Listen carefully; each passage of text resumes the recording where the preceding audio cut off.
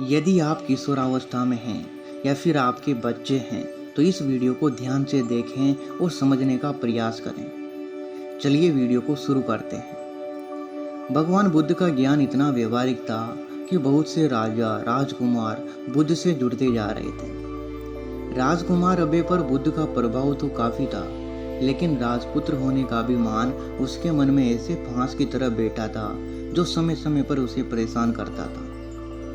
अबे ने एक बार सोचा कि आज बुद्ध को उनके ही ज्ञान में फंसाया जाए। अबे ने गौतम बुद्ध से प्रश्न किया, क्या गौतम कभी किसी के प्रति कठोर वचन कहते हैं? अबे ने सोच रखा था कि अगर बुद्ध कहेंगे कि नहीं, मैंने कभी किसी के प्रति कठोर वचन नहीं कहे, तो वो उन्हें झूठा साबित कर देगा, क्योंकि एक बार बुद्ध ने अबे के सामने देवदत्त को नरकगामी कहा था। और अगर बुद्ध स्वीकारेंगे कि हाँ, वो भी कठोर वचन कहते हैं, तो उनके सबके सम्मुख ही यह प्रश्न उनसे कर दूंगा कि जब आप ही कठोर शब्दों का प्रयोग स्वयं करते हैं, स्वयं को नहीं रोक पाते हैं, तो फिर दूसरों को ऐसे उपदेश क्यों देते हैं? उसने बुद्ध को घेरने और उन्हें नीचा दिखाने की ठान रखी थी। बुद्ध ने अबे के प्रश्न का आशय जान लिया था। गौतम बुद्ध बोले, राजकुमार, आपके इस प्रश्न का उत्तर न तो हाँ में दिया जा सकता है और न ही न में दिया जा सकता है। इसे अलग तरीके से समझाना होगा। अबे की गोद में उस समय उनका पुत्र बेटा खेल रहा था। बुद्ध ने पूछा, राजकुमार, यदि आपकी या सेविका की नज़र बचाकर अनजाने में ये बालक आप अपने मुंह में कांच का एक टुकड़ा डाल ले, तो फिर आप क्या करोगे? अबे ने कहा, बनते, मैं उसे निकालने का प्रयास करूंगा। बुद्ध ने प्रश्न किया, अगर वो आसानी से नहीं निकले तो फिर क्या करोगे? छोड़ दोगे या फिर कुछ और उपाय करोगे? अबे ने कहा, बनते, कैसे छोड़ दूंगा? वो कांच तो उसके लिए हानिकारक है, उसे निकालना ही होगा। मैं बाएं हाथ से उसका सिर पकड़कर दाहिने हाथ की उंगली से टेढ़ा करके उस कांच को निकाल लूंगा। बुद्ध बोले, ये तो काफी बल प्रयोग जैसा हो जाएगा।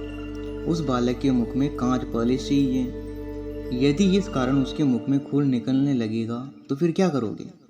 और बेहद रोकर बोला, तो भी मेरा यही प्रयास रहेगा कि वो कांच का टुकड़ा किसी न किसी तरह बाहर निकल जाए। मैं उसे निकाल कर ही रहूंगा। फिर बुद्ध बोले, लेकिन ऐसा क्यों? तुम वो कांच का टुकड़ा इस बालक के मुख से निकालने का इतना श्रम, इतना हट क्यों करोगे?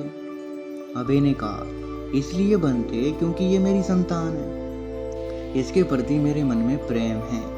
किसी भी प्रकार से इसका अहित हो रहा हो तो मैं चुपचाप नहीं बैठ सकता। मैं उसे दूर करने का हर संभव प्रयास करूंगा। बुद्ध बोले, राजकुमार, ठीक इसी तरह जिस वचन के बारे में मैं जानता हूँ कि यह मिथ्या या अनर्थकारी है और उससे दूसरों के हृदय को ठेस पहुँचती है, तब मैं उसका कभी उच्चारण नहीं करता। इसी तरह जो वचन सत्य और अहितकारी होते हैं, भले ही वो दूसरों को अप्रिय लगते हो, फिर भी मैं उन्हें करता हूँ। इसका कारण वही है, मेरे मन में सभी प्राणियों के प्रति अनुकंपा है। उसका हित किसी भी प्रकार हो, इसका प्रयास करना ही चाहिए। यही मानव धर्म है। जीवन आवागमन का दो तरफा मार्ग, यानी कि टू वे ट्रैफिक है।